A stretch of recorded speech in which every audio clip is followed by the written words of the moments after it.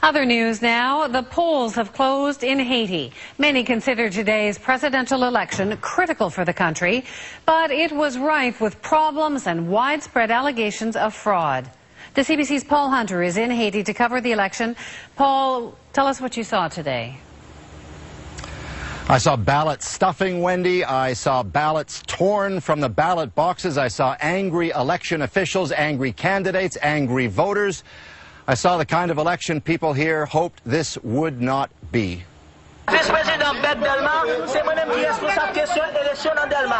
Get in line, he's saying, at this downtown polling station, but they've been in line for hours and not a single ballot has been handed out.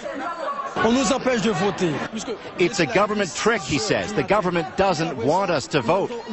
Outside, tensions ratchet up. Voters shout at UN soldiers, including Canadians.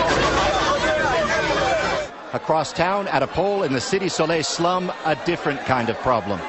To get your ballots here, you can do one of two things. You can get them the proper way from election officials and mark them and put them in there, or you can pick up as many ballots as you want from any of the variety of people we've seen just handing them out to anyone again and again and again.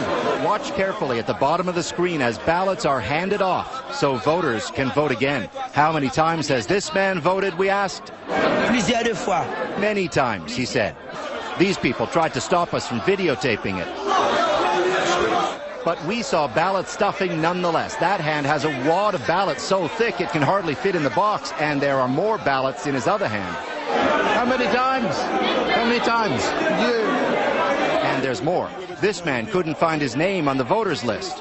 Do you want to vote? And you can't vote.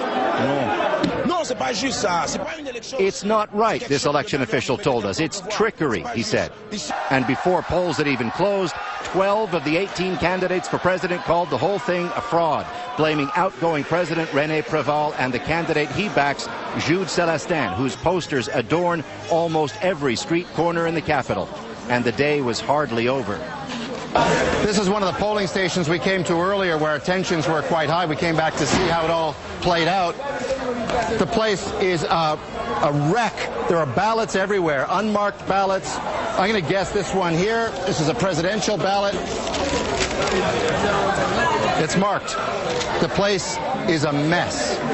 Ballots littered the ground. This ballot box lay crumpled in a creek. Voters here say Celestin's supporters trashed the place this afternoon. And as the polls closed, they gathered what was left of the ballots and said they'd count them anyway. And Wendy, check this out. This is one of those ballots from that polling station we were at. This is an actual presidential ballot. Like, what am I doing with this, right? I'll tell you, they were all over the place there. You can even see an X. Somebody lined up for hours today to mark this ballot, and somebody else came along and trashed it. It's incredible. What a mess. So, Paul, when will we see results? Well, certainly there's pressure right now to call the whole thing off. People marched down this street near where we're standing right now this evening to put pressure on electoral officials to annul this vote. But the Election Commission is saying at this point, tough luck. The counting is going to go ahead regardless, with results out sometime in December. So the question really is, will voter anger explode in such a way? People are predicting that it will, by the way. The question is, will it, if officials don't rectify the blatant fraud that was seen everywhere today? Thanks so much, Paul. Paul Hunter in Haiti tonight.